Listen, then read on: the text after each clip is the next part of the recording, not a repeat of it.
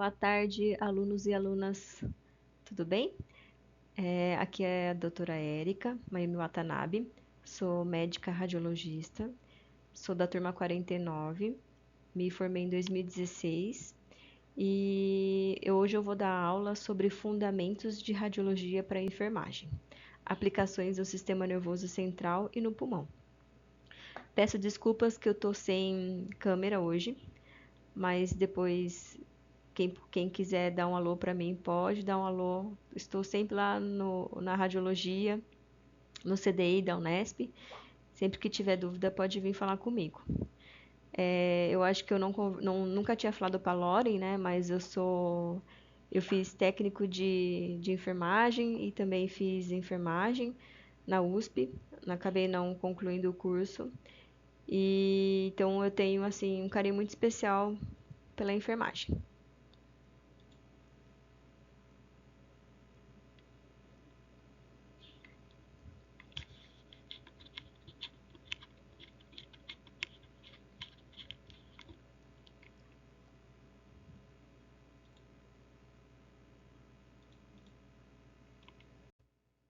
O objetivo geral dessa aula é proporcionar aos alunos estudantes de enfermagem uma compreensão básica da interpretação de exames de imagem e das principais diferenças entre o raio-x, a tomografia e ressonância magnética. Então, o que eu gostaria muito que vocês entendessem, aprendessem hoje? Reconhecer as indicações principais dos métodos de imagem, identificar características básicas delas, diferenciar as vantagens e as limitações de cada uma, compreender a importância do papel do enfermeiro na preparação, orientação e segurança do paciente, interpretar achados básicos em imagens exemplificadas no sistema nervoso central e no pulmão. Então, os métodos de imagens diagnósticos que nós vamos falar vai ser o raio-x, a tomografia computadorizada e a ressonância magnética. Vocês sabem que existem outros tipos de exames, né? Por exemplo, ultrassom, medicina nuclear, mas hoje não vamos abordá-los. Eu acredito que todo mundo conhece o raio-x, né? Um exame de raio-x. Ele geralmente é um exame de primeira escolha, porque ele tem ele é baixo custo, né? No entanto, ele usa radiação. Nos postos de saúde é o que mais vai ter, o raio-x. Já a tomografia é um exame em que você tem, né, cortes detalhados das estruturas. Ela é excelente para trauma e principalmente para o pulmão. Já a ressonância magnética é um exame muito detalhado, tem um melhor contraste de tecidos e é ideal para o sistema nervoso central. Eu acredito que vocês já tiveram uma aula específica das técnicas relacionadas ou as físicas relacionadas aos exames de imagem. O raio-x, então, eles são emissões eletromagnéticas de natureza semelhante à luz visível. É um método de baixo custo. Existem poucas contraindicações absolutas, mas, por exemplo, uma gestante você vai evitar de usar, até porque ocorre, né, essa onda de radiação. Mas geralmente é o primeiro método de imagem na avaliação clínica complementar e ele é muito útil para avaliação de estruturas densas como os ossos. Por utilizar uma radiação ionizante, o raio-x não é isento de risco. Tanto que o técnico de raio-x ele vai usar o quê? Um chumbo, né? Um colete de chumbo para proteger tanto o tórax, abdômen. Ele vai usar um colete de chumbo também na tireoide. Então, é muito importante saber que existe risco sim. Quais são as características do raio-x? Quando nós falamos num laudo que é uma estrutura radiopaca, significa que ela é uma estrutura branca. Então, ela é uma estrutura mais densa. Por exemplo, metais, tá? E osso. Aqui nesse caso, a gente tem pode ser que nós temos um eletrodo aqui, então o metal, ele fica bem branco, certo? E o osso. Já algumas outras estruturas, eles ficam nos tons intermediários, que seriam os músculos, o sangue, o fígado, o pulmão. Já a gordura e o ar, ele vai ficar preto. Olha aqui em volta do paciente, preto. E o ar dentro do pulmão. Então, quando nós falamos radiolucente, que atravessa a luz, é uma imagem hipoatenuante, então ele fica preto. Então, uma revisão. Com base nos coeficientes de atenuação de feixe, a imagem de raio-x ele pode aparecer com densidades de 5 tipos diferentes, numa escala variando de branco intenso até o preto intenso, tá? O ar, gordura, tecidos moles, os ossos, né, o cálcio e o metal. Já a tomografia computadorizada, ela também usa essas ondas de raio-x numa maior potência, tá? E ela utiliza também computadores para gerar imagens. Hoje em dia, a gente já tem também raio-x DR que processam a imagem digitalmente. Mas o corte é um corte mais fino, permitindo visualizar ossos, os órgãos, os vasos, né, com alta precisão. Esse aqui é o nosso corredor da tomografia. Quem quiser ir lá, dá um oi pra gente, tá? Pode ir. É um exame rápido, geralmente no máximo 10 minutos, e pode ser usado contraste para avaliação de vasos, para avaliação de infecção. É muito importante a utilização do contraste. Então, como são ondas de raio-x, também envolve radiação. E é muito importante também que a tomografia é um exame de diagnóstico para tumores, além de AVC, doenças pulmonares e outras condições internas. Agora, o que significam as cores na tomografia? Um pouco semelhante, né, na verdade, com o raio-x, na tomografia olhamos a densidade das estruturas. Então, quanto mais branco, mais denso e hiperatenuante. Agora, quanto mais escuro, menos branco e hipodenso. É muito importante notar que quando pegamos um exame de uma tomografia computadorizada de encéfalo, de crânio, né, há uma inversão da substância branca e da substância cinzenta. A substância branca, ela é rica em quê? Em gordura. Por isso, ela fica mais escura na tomografia. Já a substância cinzenta, ela tem uma composição de água maior e por isso que ela fica mais clara. Lembrando que então, há uma inversão de substância cinzenta, que fica aqui fora, e a substância branca, que fica mais escura. Aqui, que onde tem o líquor, fica escuro.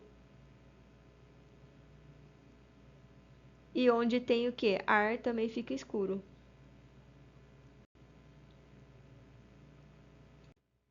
Agora vamos analisar essa tomografia computadorizada de pulmão no eixo axial.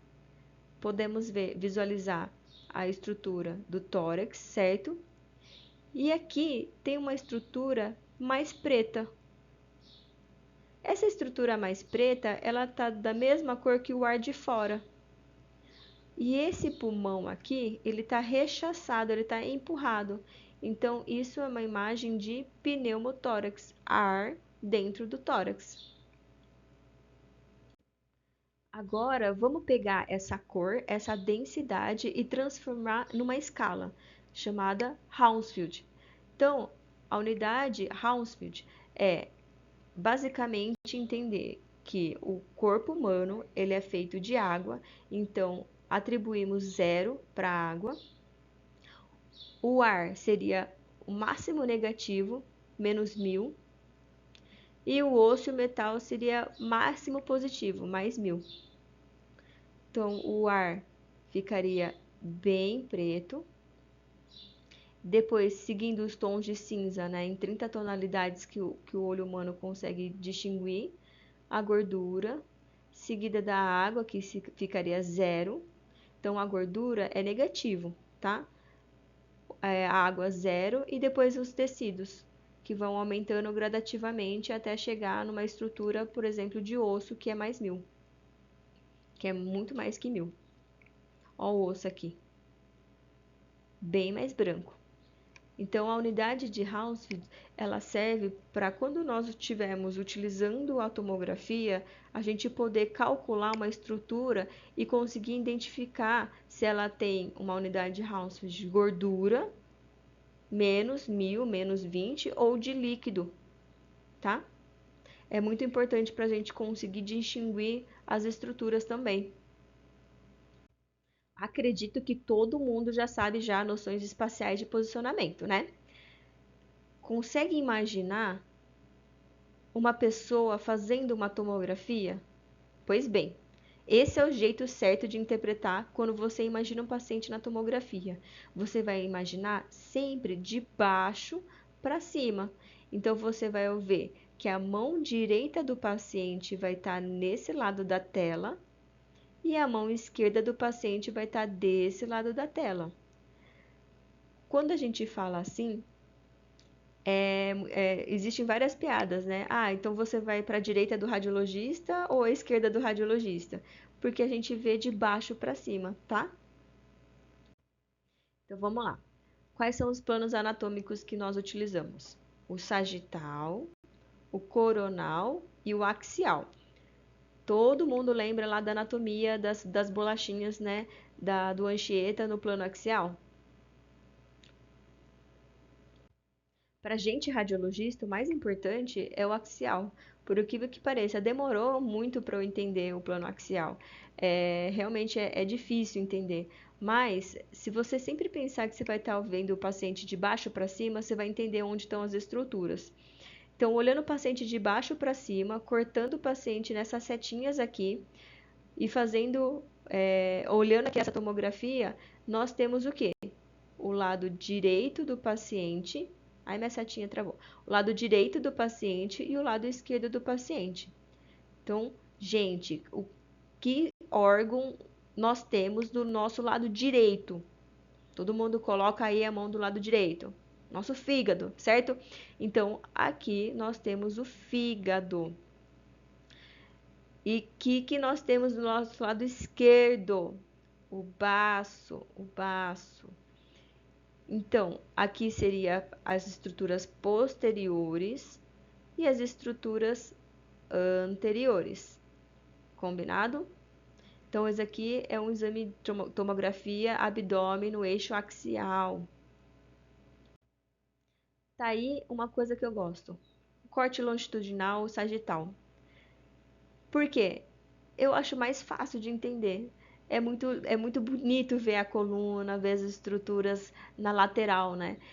Então, aqui podemos ver o quê? A coluna vertebral. Ai, nossa, eu não sei ver se é direito ou esquerdo. Sabe por quê? Porque quando você vê uma imagem estática, você não está correndo a imagem, né? Então, nós que temos todas as imagens, nós vamos correr para frente, para trás e vai aparecer também para a gente se é direito, se é medial, lateral, né? Ou se é direito ou esquerdo também, tá? Tem algumas orientações também no nosso exame de imagem que a gente consegue ver. Mas aqui a gente sabe que a gente está mais do lado esquerdo, né? Porque estamos vendo o quê? O coração, tá? E olha a horta bonitinha aqui passando na frente das vértebras. Então, isso aqui seria uma vista lateral, ou corte longitudinal sagital. Já o corte frontal, ou corte coronal, você tem que imaginar que você sempre vai estar vendo o paciente olhando para você, tá? Então, vendo o paciente de frente para você, que lado que é o olho direito do paciente? Desse lado. Que lado que é o olho esquerdo do paciente? Desse lado. Então, a imagem radiológica, o direito sempre fica desse lado e o esquerdo sempre fica desse lado.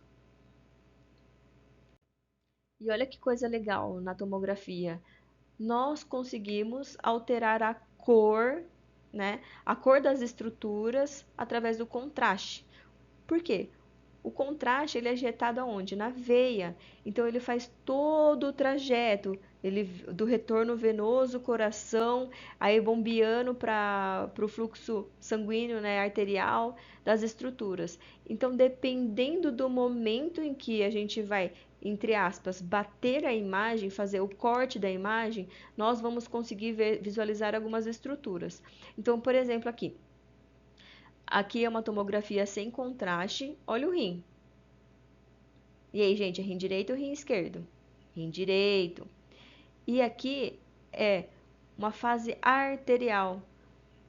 O rim, ele é muito irrigado, né? Então, na fase arterial, ele vai ficar mais branco devido ao contraste. Então, ele vai realçar ao contraste. Então, vamos lá. Legal. Então, quais são os principais usos da tomografia? AVC. Protocolo AVC é muito importante para saber se é AVC isquêmico, se foi AVC hemorrágico, para direcionar. É um exame rápido, é um exame que você consegue fazer em menos de 10 minutos, tá? Litise renal, então cálculos renais, que eles vão ficar hiperdensos. Abdômen agudo, seja ele inflamatório, obstrutivo ou vascular. TEP, tromboembolismo pulmonar. Politraumas, para avaliação principalmente de sangramento, desde que o paciente esteja estável. Avaliações de doenças infecciosas como pneumonia, empiema e estadiamentos de neoplasias. Este é um slide muito importante para a enfermagem. Por quê? Nós temos que tomar cuidado com os pacientes com insuficiência renal, principalmente quando a taxa de filtração glomerular é menor que 30.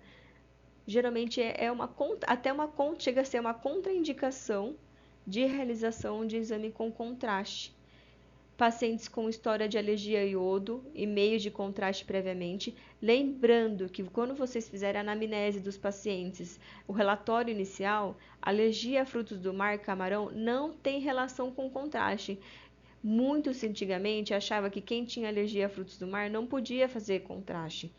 No entanto, é o que acontece. Esses pacientes é porque por si só já tem podem ter, né, exacerbadamente alergias, mas não é contraindicação do exame, tá?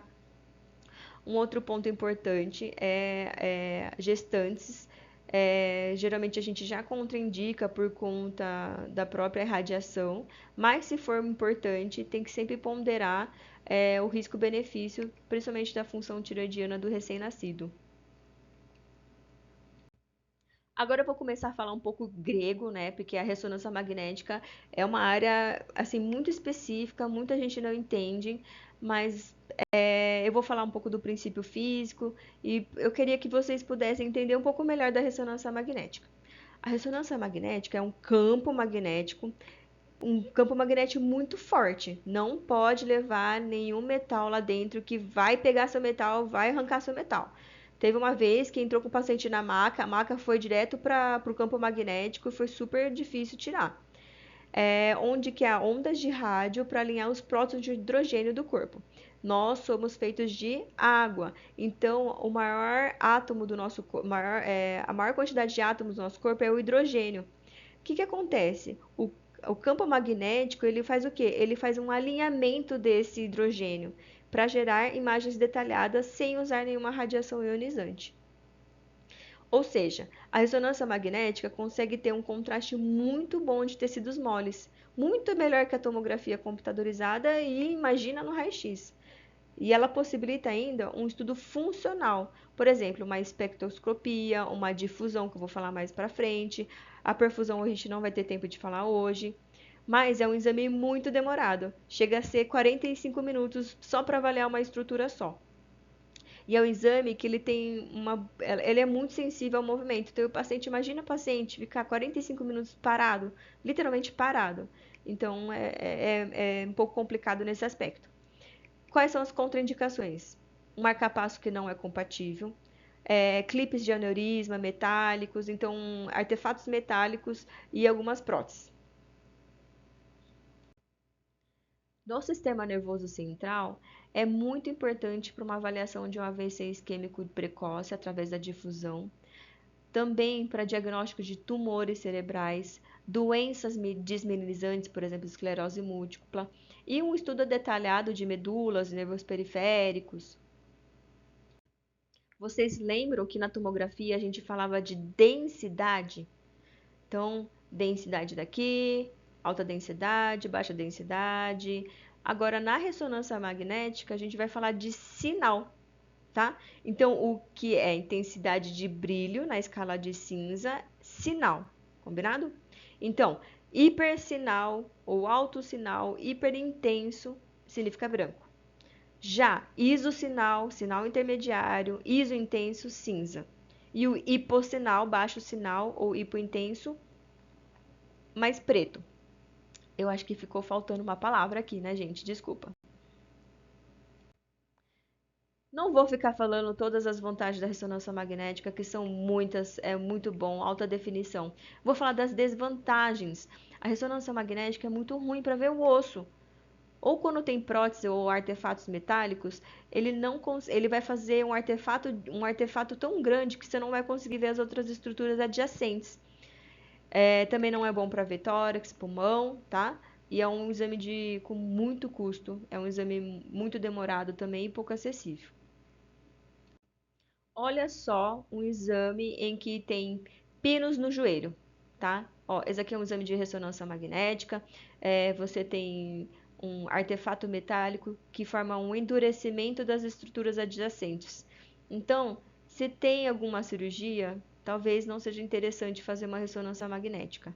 Talvez, mas você ainda consegue ver as outras estruturas de partes moles adjacentes, sim, e líquido. Olha só como o pulmão fica numa ressonância magnética. E olha só como ele fica numa tomografia. Muito melhor para ver, né? Agora eu vou confundir mais ainda a cabeça de vocês. Poxa, falei de sinal e eu vou falar de ponderação? Sim, a gente vai falar de ponderação, tá bom? O que acontece? Existem várias ponderações. Por exemplo, um tempo de relaxamento T1 ou tempo de decaimento T2. O que acontece? Quando nós temos esses sinais, essas interações do hidrogênio, que no campo magnético eles estão super alinhados, quando eles voltam para o relaxamento, eles fazem essas ponderações. Eu acho que vocês vão ter que decorar, assim como eu tive que decorar também, tá? Que são essas ponderações? Se refere quais prótons de hidrogênios a gente quer ressaltar. Então, eu que vou fazer uma ponderação para ressaltar um tipo de estrutura, tá bom? Por exemplo, no T1, vou tentar explicar melhor para vocês. O que brilha no T1? Então, tem que guardar. No T1 brilha o que? Gordura, melanina, sangue, artefatos paramagnéticos, tá? E o que fica escuro, o que fica baixo sinal no T1? Ferro, ar, água. Então, quando a gente fala, por exemplo, de líquor, a gente fala o líquor num brilha, a água num brilha, num de 1. Então é T1. Então é uma boa forma de você decorar e saber se você está vendo um exame numa sequência T1 ou T2. Então decora, líquor não num brilha, líquido num brilha, tá? Já na T2, a água brilha. Então, a água brilha no T2, ou quando você tem um edema. A gordura também brilha no T2. No entanto, no T2, o ar também não brilha, tá? E eu vou mostrar alguns exemplos para vocês entenderem melhor. Então, lembrando, nós que escolhemos essa sequência para a gente poder analisar melhor algumas estruturas ao invés das outras e poder comparar essas duas sequências. Aqui a gente tem uma ressonância magnética de encéfalo, tá? Numa sequência T1 e numa sequência T2. Gente, olha o líquor, tá vendo? O líquor no T1 não brilha. Então, você sabe que você está no T1, tá bom? Agora, o líquido no T2. O líquor brilha no T2. Então, você sabe que está no T2. O que acontece? O T1 é uma boa sequência para a gente avaliar as estruturas anatômicas. Então, você lembra que eu falei para vocês que lá na tomografia tinha uma inversão da substância cinzenta e substância branca? Olha que legal no T1. A substância branca realmente está branca e a substância cinzenta realmente está cinzenta. Então, para avaliação de estruturas anatômicas, o T1 é melhor. Mas, se eu quero avaliar outras informações, por exemplo, edema, aí seria no T2, tá bom? Então, as sequências são imagens ponderadas que nós vimos no T1 ou T2, que sofrem algum tipo de modificação técnica na sua aquisição. Qual que é o objetivo? Destacar algum tipo de material específico, tá? Por exemplo, o FET7, o FLAIR, o SWI, a difusão e o mapa ADC. Vamos lá ver uma delas? O FLAIR. Lembra que eu falei para você que no T2 o líquido brilha? Tá, mas aí se tiver algum edema, se tiver alguma coisa que ressalta o sinal do líquido, e eu vou confundir com o líquido, com o próprio líquor, né? O líquor, líquido do cérebro raquidiano. Então, o que que eu faço? Eu crio uma sequência chamada flare, que eu vou inibir, eu vou saturar o líquor. Então, tudo que realmente saltar, tudo que realmente brilhar, vai ser líquido. Então, eu vou tirar todo o líquor que ele brilhava e vai ficar só brilhando o líquido mesmo, ou um edema, tá? Agora, a sequência SWI, a gente consegue avaliar bem a calcificação ou sangue. Então, tem calcificação ou sangue, é uma sequência que a gente consegue avaliar através desse hipossinal aqui, ó. Calcificação ou sangue, tá? Lembrando que a tomografia ainda é o melhor exame de imagem para avaliar a calcificação. Na sequência FAT7, saturação de gordura, a gente inibe o quê? A gordura. Então, aqui um T2, que na gordura que brilha, né, no T2, você vai saturar, inibir o sinal da gordura. Se o sinal da gordura é extracelular, então é suprimido, ressaltando o hipersinal, que é a água.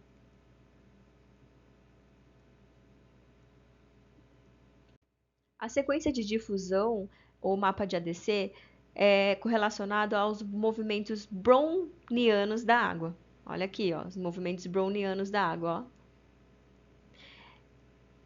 Determina se há restrição à movimentação ou a facilitação de difusão da água pelo tecido de estudo, sugerindo uma hipercelularidade ou conteúdo hiperproteico, mas também ele não é específico. Então vamos lá. Sempre que você confirmar alguma restrição à difusão, você tem que confirmar através do mapa de ADC, tá?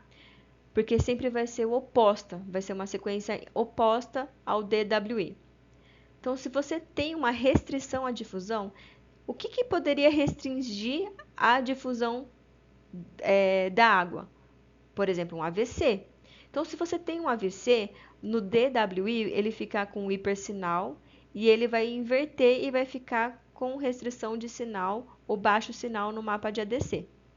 Agora, se você tem uma facilitação à difusão, você vai ter uma diminuição do DWI, um baixo sinal do DWI e um aumento do sinal no mapa de ADC, tá bom?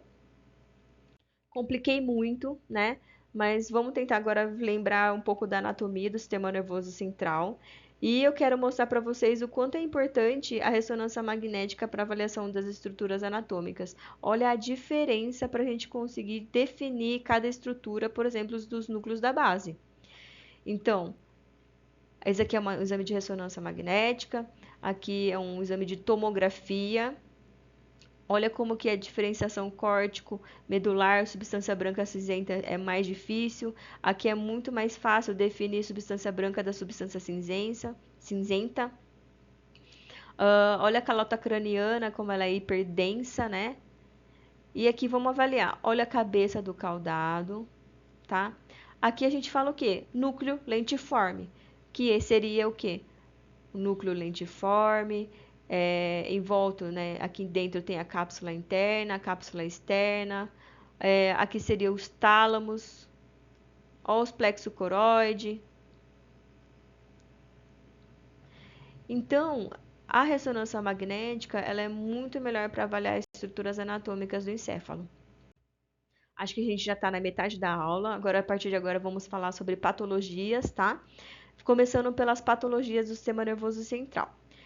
Vamos falar de tumores, um tumor específico, um exemplo de hematoma extradural, hematoma subdural, que são casinhos, TCE e AVC. Vou falar de um tumor do sistema nervoso central, chama meningioma, tá?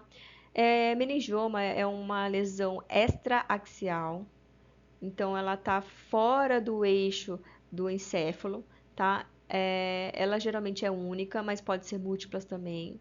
São imagens nodulares e homogêneas. Uma característica dela é que ela tem uma ampla base da inserção dural e tem um intenso realce a meio de contraste. Então, por exemplo, vamos tentar identificar essas imagens aqui. Essas imagens eu tirei do site da Unicamp, que é muito bom. Depois eu vou mandar para vocês. Esse é um paciente de 41 anos, aproximadamente. É um hemangioma posterior. A gente fala parafalcino posterior direito, né? Do lado direito ou esquerdo, gente? Do lado direito, tá bom? No T1 sem contraste, ele tem que sinal? Isosinal, tá? E ele tem uma deformidade, ele faz um efeito de massa, né? Para o encéfalo. Esse Esse tumor, vocês acham que veio de dentro, né, da massa do eixo axial, né, do encéfalo, ou você acha que está do lado de fora? O que é importante vocês entenderem é que o meningioma, ele vem extra, né? Ele vem do lado de fora, é extraaxial. Então a gente fala que aqui encostando com a dura mater, ela tem uma ampla base dural. Então essa é a característica do meningioma, uma ampla base dural. Então, no T1 com contraste, ele tem um realce homogêneo. No T2, isosinal. No flare, ele tem um pouco de aumento, né, do sinal, levando a entender que tem um processo de celularidade aí, né, um edema. Aqui também tem um edema, né, reacional. Esse aqui também é um T1, T1, tá, isso. E esses aqui são os outros eixos, coronal e o sagital. Já na tomografia, ela ficaria hiperdensa ou isodensa, desculpa, gente. Poderia ter calcificação, que é o próximo exemplo. Tem também edema vasogênico, né, aquele edema que eu mostrei para vocês. E uma hiperostose, que seria típico, que teria uma reação da calota óssea. Na ressonância magnética, nós vimos que ele no T1 fica iso ou hipo, no T2 pode ser iso ou hiper, tem esse realce homogêneo e restrição à difusão. É um tumor, então ele restringe a difusão. Lembra que eu falei para você que ele tem uma cauda dural, uma ampla base dural com o sinal da fenda licórica. Aqui é um exemplo para mostrar que se o meningioma ele é calcificado, ele seria muito melhor visto aonde? Na tomografia. Olha a reação hiperostótica. Você confunde até, né, com a calota craniana. Esse é o primeiro caso. Então vamos lá, um paciente jovem de 25 anos, sofreu um TCE, né, e teve um intervalo lúcido. Sofreu um acidente de carro grave até. Mas tem essa história de intervalo lúcido, com uma perda de consciência seguida de melhora e depois, posteriormente, piora neurológica. Foi um TCE de alta energia. Aqui temos o exame de tomografia na axial. Gente, se vocês não entenderem nada, mas vocês conseguem ver que tem alguma coisa diferente aqui, né? Região frontal esquerda, né? Então, o que aconteceu com esse paciente? Ele teve um hematoma extradural. Ele é raro, mas geralmente acontece em pacientes mais jovens, né? Que a camadas das meninges elas são mais rígidas, mais firmes, né? E mantêm o hematoma lá dentro, ou chamado também de hematoma epidural, porque ela é localizada onde? Entre a dura mater e o crânio. Ocorre através de uma ruptura de uma artéria chamada artéria meningea média e está localizado geralmente na região temporal ou tempo parietal e não cruza as suturas. Olha aqui uma sutura, não cruza o foice, né, o tentório. Ele está restrito, tá bom? Porque ele está entre a dura mater e o crânio. Então ele está acima da dura mater. Como ela está acima da dura mater, ela não vai atravessar o quê? ela não atravessa as suturas, né, ou as foices, tá bom? Olha aqui também o sinal do limão, ou o sinal da pizza. Olha como que o sangue fica na tomografia, principalmente se é um sangue espontâneo. Ele vai ficar hiperdenso, tá? Vai sangrar e vai ficar hiperdenso. Vai ficar parecendo até da mesma densidade da calota craniana. Então, o hematoma epidural lembra uma forma biconvexa, ou o formato de uma pizza. Próximo caso. Mudamos de jovem para idoso. Jovem e idoso foi lá, escorregou no banheiro, pá, bateu a cabeça. Uma história bem típica, né? E tem mais risco ainda, né, se o paciente for idoso ou etilista, né, porque por conta da atrofia cerebral, além de usuários de anticoagulantes também, porque tem mais risco de sangramento. Então, olha essa imagem. Gente, vocês não sabem interpretar a imagem, mas vocês não conseguem ver que tem alguma coisa alterada? Olha a diferença, olha o desvio da linha média, olha essa imagem hiperdensa aqui à esquerda. Vem desde frontal temporal, ele atravessa a foice, né? Vamos dar uma olhada? O hematoma subdural é o mais comum que o epidural, cerca de 30% dos pacientes com TCE, e ao contrário de acometer a artéria meningia média, vai ser as veias pontes, e localizado também na região frontoparietal. Eu falei errado, ele também não cruza a linha média, mas ele pode estar próximo, né, às dobras durais, como a foice ou o tentório. Ele está, então, abaixo da dura mater, tá bom? Por isso que ele também não cruza. O hematoma subdural, então, lembra um formato de banana, côncavo convexo, com a curvatura da calota craniana em imagem em crescente. Então, se vocês verem um laudo em imagem em crescente, seria um hematoma subdural. Está escrito errado aqui, desculpa. É subdural, abaixo da dura mater. Então, antes é extradural, é epidural, acima da dura mater, e aqui é hematoma subdural, abaixo da dura mater. Olha que feliz essa pessoa. Ela teve, de um lado, é, um hematoma subdural e do outro lado, o hematoma epidural. Lembrando o sinal da banana, o sinal do limão, né, biconvexa, ou o sinal do crescente. Essas imagens fizeram parte de uma aula que eu dei sobre traumatismo craniano encefálico, TCE. Então, eu deixei aqui o resumo sobre o TCE, que eu acabei falando mais imagens para os outros alunos. Hematoma epidural, sinal da lente biconvexa, né? Aqui, o hematoma subdural. Lembrando que o hematoma subdural crônico, ele já vai ficar hipodenso, tá? Agora, sobre as hemorragias. A subaracnoide, ela vai pegando os espaços subaracnoídeos, né? Então, ele vai fazer essas imagens hiperdensas nesses espaços. Ou algumas contusões e hemorragias intracranianas, elas vão ser maiores e hiperdensas também dentro do parênquima encefálico, e a lesão axonal difusa ou LAD, né, que elas são bem específicas em algumas regiões também com sinal hiperdenso. Esse é o resumo do TCE.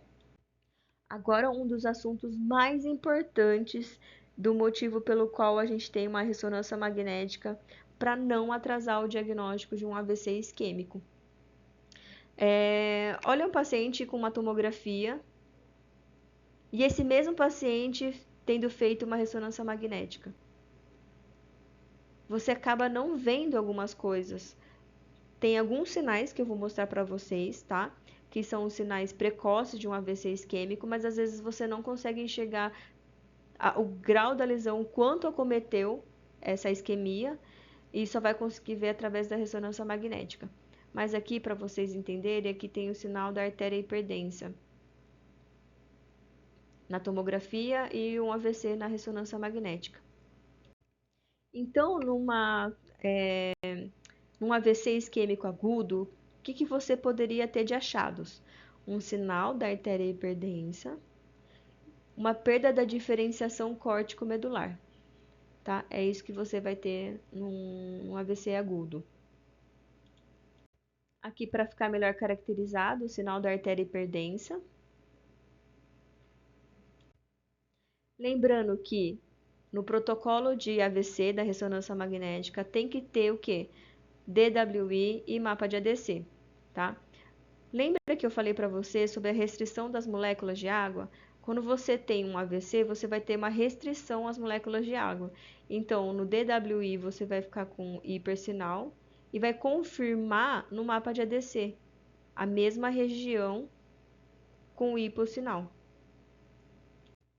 Agora eu vou mostrar para vocês a evolução das imagens de um mesmo paciente que teve AVC, tá? Aqui na tomografia computadorizada, onde a gente poderia ver o sinal da artéria hiperdensa, alguma perda da diferenciação córtico-medular, aqui seria a artéria meningea média, aqui uma perda da diferenciação córtico-medular, né, nessa topografia de irrigação da artéria meningea média, insular, temporal, e aqui, nesse caso, foi realizada uma ressonância magnética, né, protocolo AVC, em que você confirma essa restrição das moléculas de água, da movimentação das moléculas de água, né, entre o DWI e o ADC. Olha só a evolução desse paciente ao longo dos dias. No dia 3, já tem uma área hipodensa, é uma área que está sofrendo necrose, com efeito de massa, o edema, né? Tem edema também, hipodensa com efeito de massa. Olha no dia 11 também. Olha no primeiro dia, como que estava essa perda da diferenciação córtico-medular, e olha no dia 30, em que você houve uma redução, você houve uma perda do parênquima encefálico. Aqui é um AVC crônico também, né, em que você tem uma perda do parênquima encefálico na tomografia, no flare, que você inibe o sinal, né, do líquor, no T2, no DWI e no mapa de ADC. Então, no primeiro dia, perda da diferenciação córtico-medular, levando a alterações hipodensas, né, a edema, efeito de massa, né, até perda da própria substância cinzenta e branca. Aqui são os outros exemplos, né, de AVC na tomografia, com essas áreas hipodensas. São áreas de regiões de acidente, de AVC, né, no território da artéria cerebral média esquerda, tá? Nos ramos anteriores e posteriores. E aqui também outro exemplo de AVC na ressonância magnética. Aqui, na verdade, é um T2, né, T2 estrela, que a gente consegue avaliar também uma deposição de hemosiderina dentro da lesão no AVC, que a gente fala que é uma transformação hemorrágica. Gente, para quem não gosta de encéfalo, para quem não gosta de sistema nervoso central, por favor, não desista, tá? Porque é legal sim, vale a pena estudar com calma. Eu sei que é difícil, mas é muito importante. Vamos para a parte mais legal? Mentira, eu gosto mais de encéfalo do que pulmão. Mas o pulmão também é muito legal, porque assim, são exames mais simples para avaliar. Você vai ter o raio-x de tórax, que vai fazer muito parte da sua rotina. Então é muito importante vocês dominarem o raio-x de tórax em todos os lugares. Eu juro que está acabando, a gente está no terço final da aula. Essa aqui é uma radiografia de tórax. Para vocês entenderem, é um esquema muito legal, né? Porque a gente consegue entender algumas estruturas aqui, tá? Então vamos começar. Tudo que fica branco é osso, tá? E tudo que fica preto é o pulmão. Então aqui bem no meio tá mais escuro, dentro em volta do osso. Então aqui é o que? A traqueia e os brônquios principais. Aqui fica o osso, então é o manubro external. Ó, a clavícula. E depois a gente tem o quê? Coração, átrio direito. Aqui subindo, a veia cava inferior. Temos também aqui, ó, a fissura horizontal, a fissura oblíqua desse lado. O átrio esquerdo, o ventrículo esquerdo. Mais para cima, o botão aórtico e o tronco pulmonar. Vamos voltar naqueles. Acho que eu não tenho mais slides, mas a gente consegue ver melhor. E aqui o diafragma com o seio, com o ângulo, né, do seio costofrênico. Olha que interessante. Lembra que a gente falou das fissuras?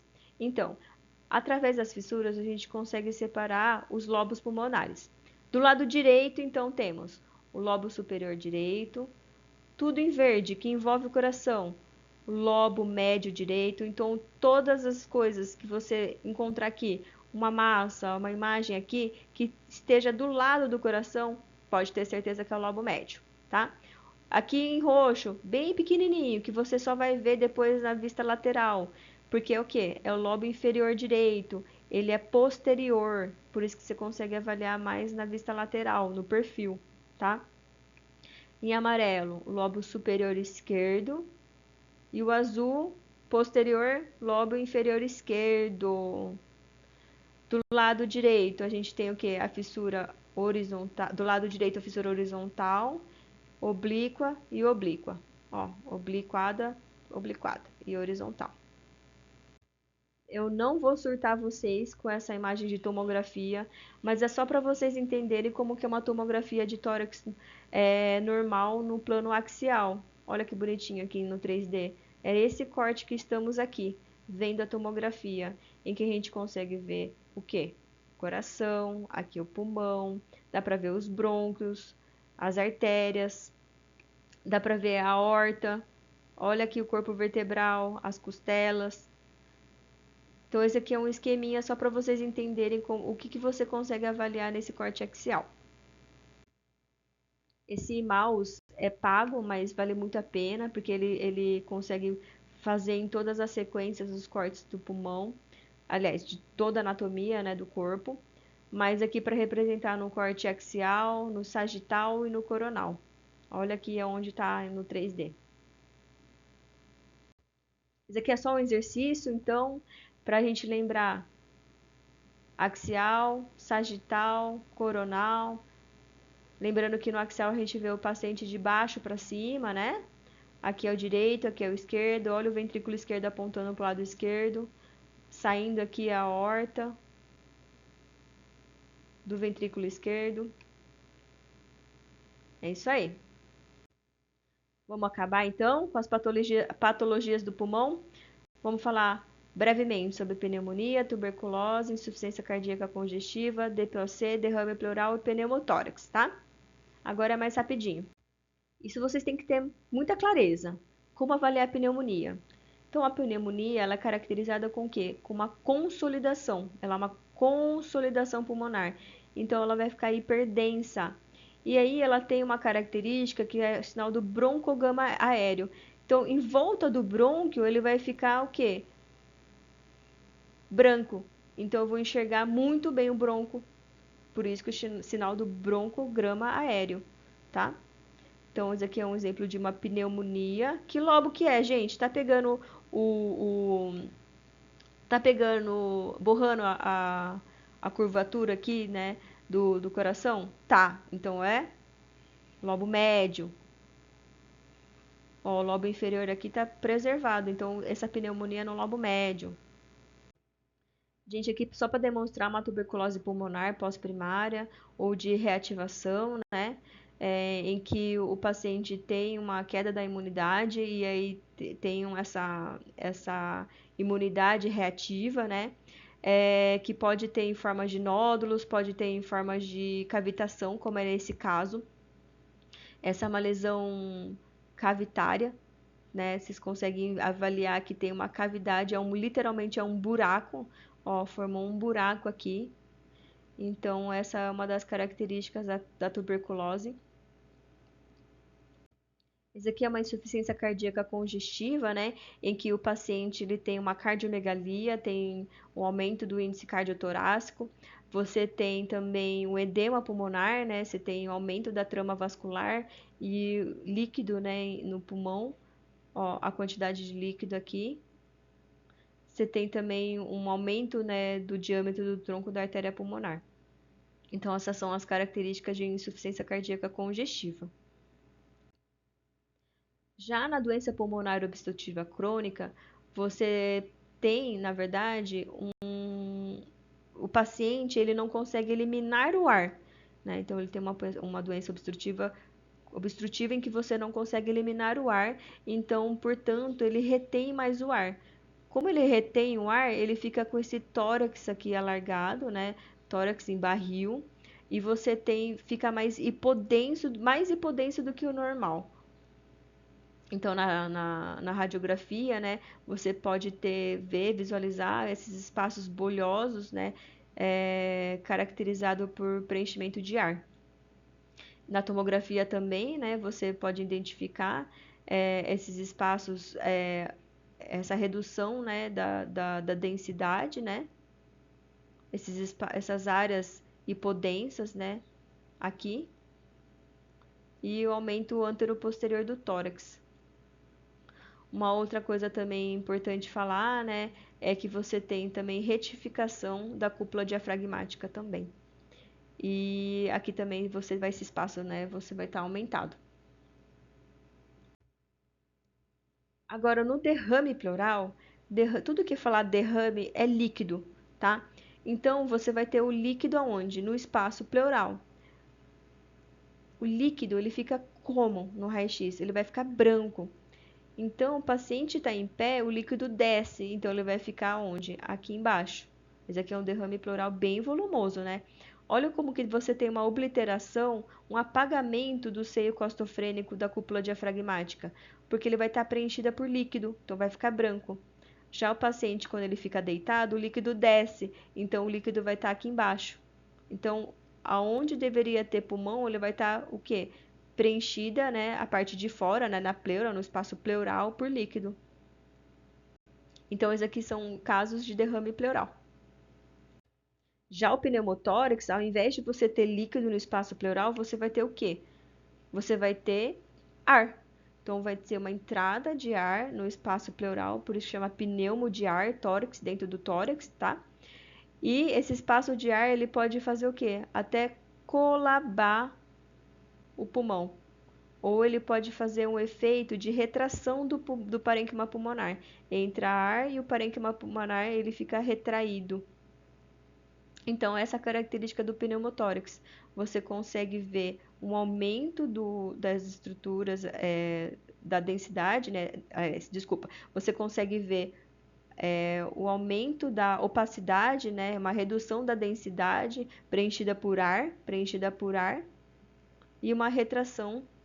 Você pode ter um desvio das estruturas, né, da linha média, né, daqui para cá, dependendo de onde é o pneumotórax.